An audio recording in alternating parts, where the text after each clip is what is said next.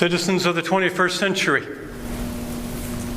I am well known to you, but not by name. But I'm here this evening to tell you my story. I was born in the city of Jerusalem in the land of Canaan. My parents were very poor, and they didn't have much interest in religious things. They didn't attend the synagogue services except at the feast days. Now, particularly they did on the Passover. They felt that somehow on that feast day they fulfilled all the requirements of our religion. Needless to say, they didn't set a very good example. Now, I know that most of you think of Jerusalem as a holy city.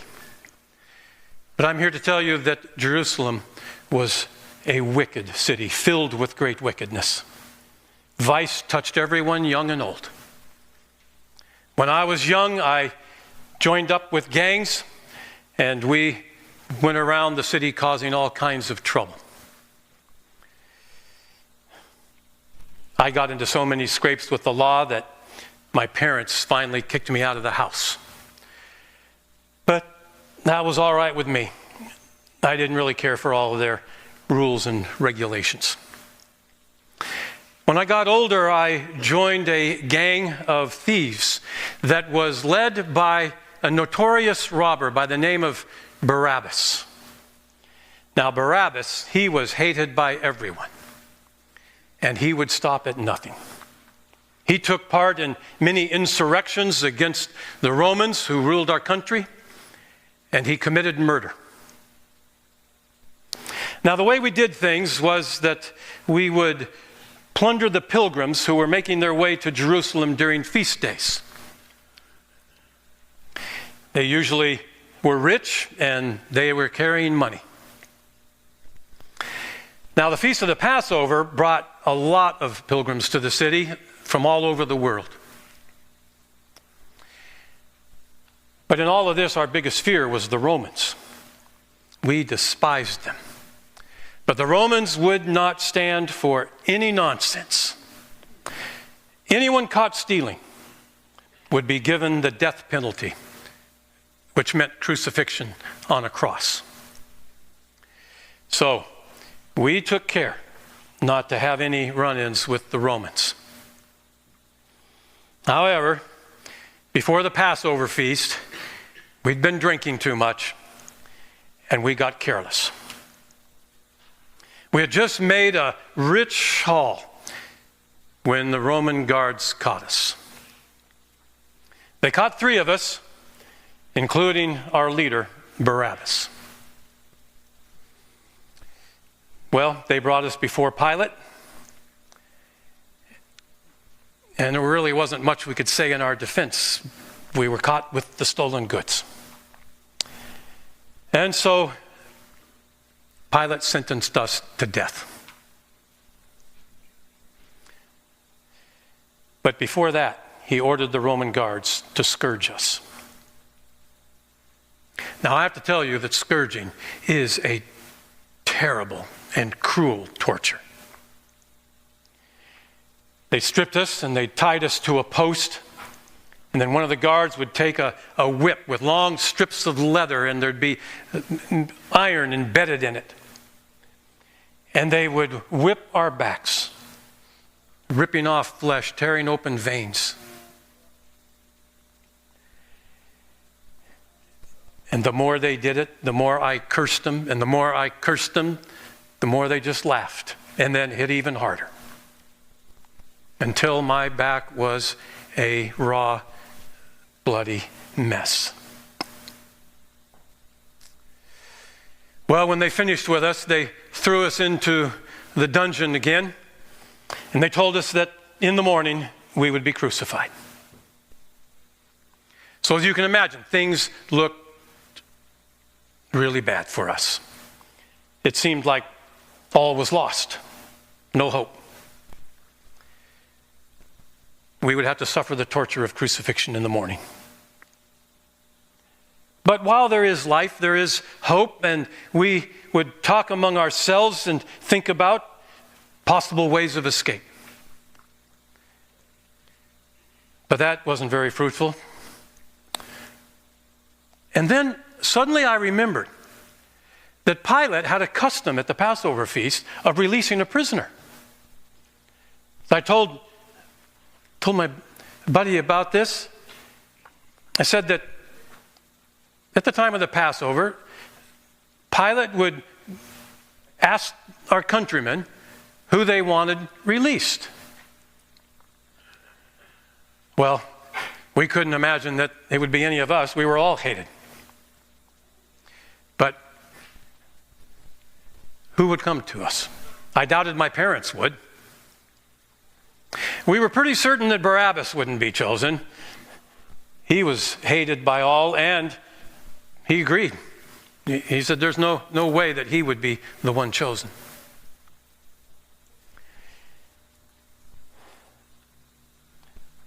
Early the next morning,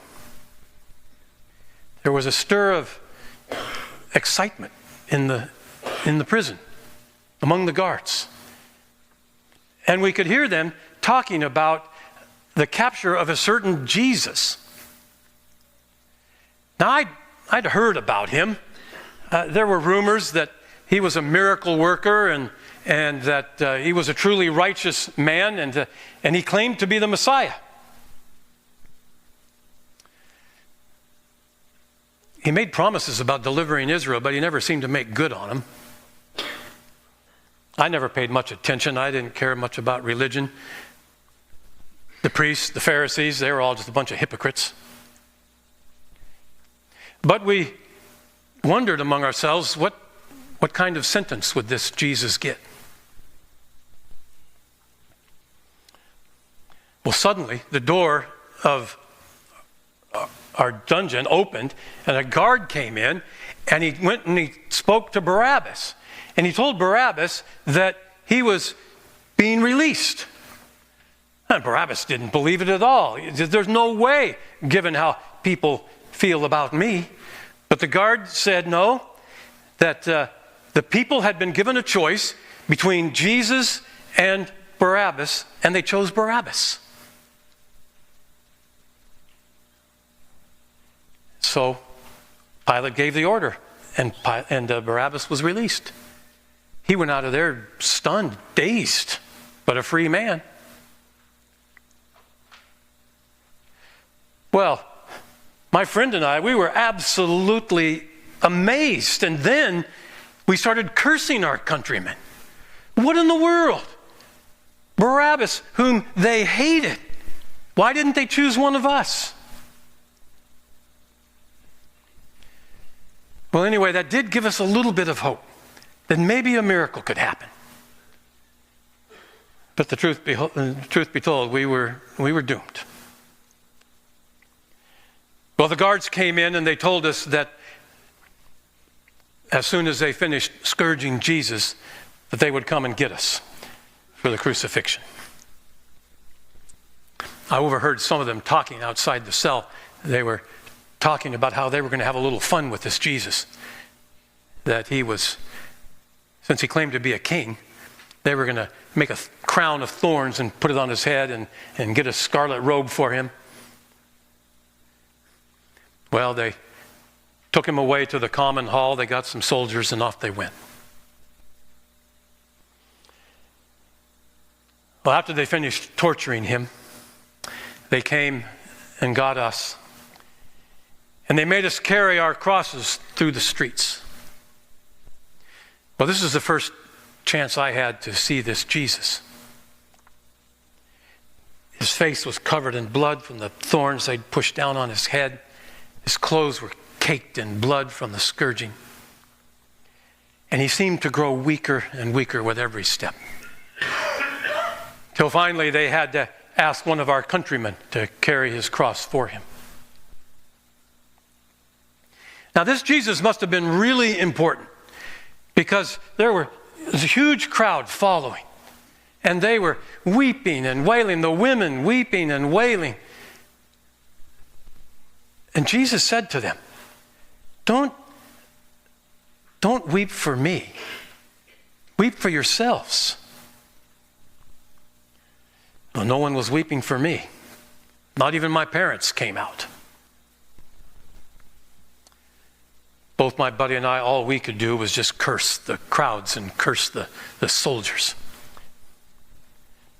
Well, we all struggled to make our way up to that Golgotha, the hill of the skull. They gave us a drink of some wine mixed with myrrh to deaden the pain. I drank mine down as fast as I could. I noticed Jesus refused it. What a fool, I thought. And then they put me on that cross and they started to drive those nails, and I fought them with everything I could fight. It took 3 of their strongest soldiers to hold me down, while the 4th one nailed my hands and nailed my feet. But Jesus didn't struggle at all. He was like a lamb being led to the slaughter. And while they were nailing him, I heard him pray. He said, "Father, forgive them, for they know not what they do." That's crazy. Who prays a prayer like that? Of course these Roman brutes knew what they were doing. How could he pray for them like that after the way they tortured us? All I could do was curse them. Well, in spite of the wine and the myrrh, the pain was unbearable.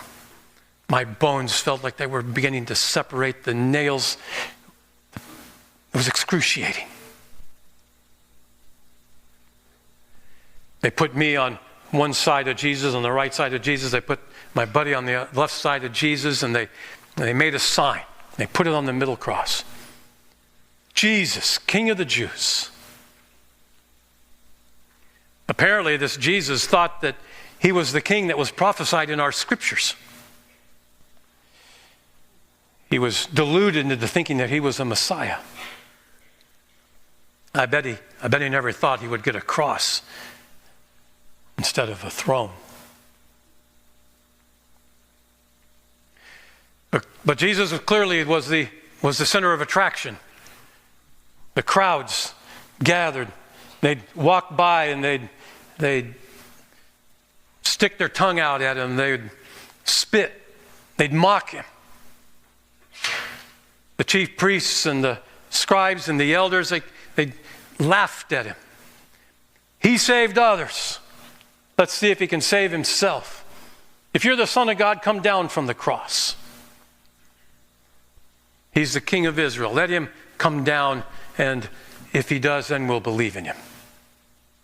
Let God deliver him, if he really is the Son of God.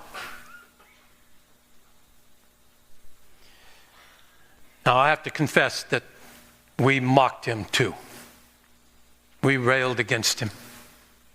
We challenged him to perform a miracle, to save himself and to save us. Surely the Messiah would not die this death of a common criminal. He wouldn't die like a crucified criminal. But you know, though we mocked him, he didn't respond. And although the religious leaders, they derided him, ridiculed him, and he never returned a word. His silence was amazing.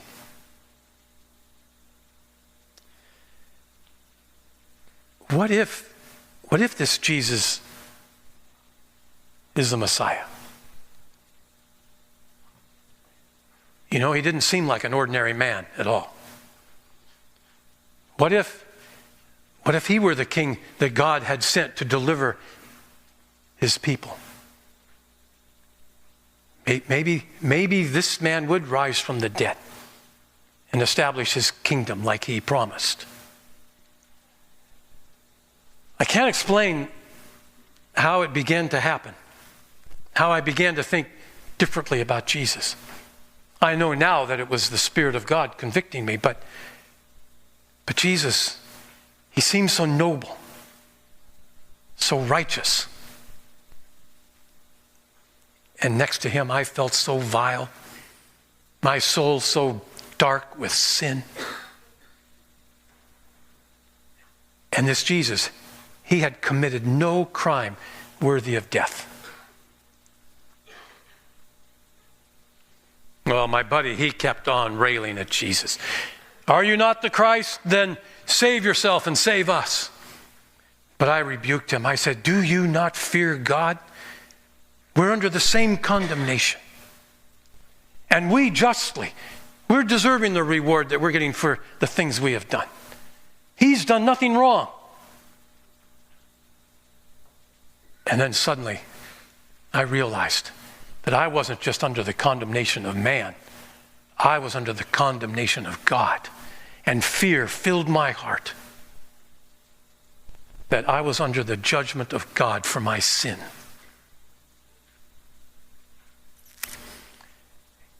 And it was in that moment that I became convinced that Jesus was the Messiah.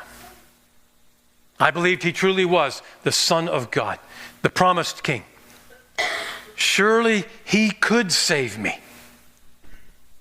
And so I cried out to him. I said, Jesus, remember me when you come into your kingdom.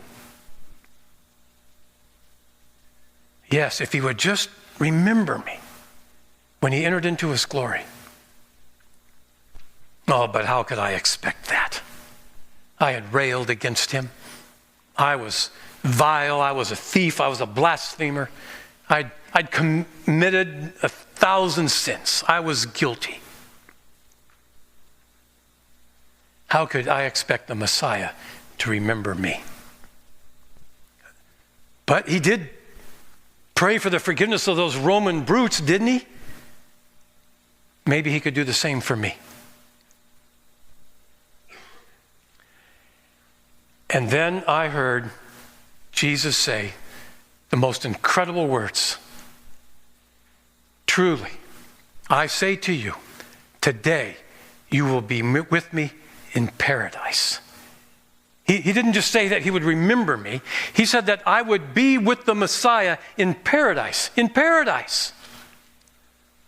Here I was, suffering in hell and death, the scourging, the nails, the racking pain, and the worst pain of all, the realization that my soul was vile and that I was condemned before a holy God. And now paradise? The Son of God assured me that today I would be with him in paradise. Somehow in that moment I forgot the nails, I forgot the pain, I forgot the tormenting crowds, and peace flooded my soul. Jesus, the Messiah, the Son of God, the King of Israel, had given me a promise of paradise. I was no longer under the condemnation of God. My sins were forgiven. All of my sins completely forgiven. And then just as he said, a few hours later, I entered into heaven, paradise. It's scarcely imaginable, scarcely believable that God would save a wretch like me. I know now that God saved me so that all might have hope. If God saved such a sinner as I, he can save anyone.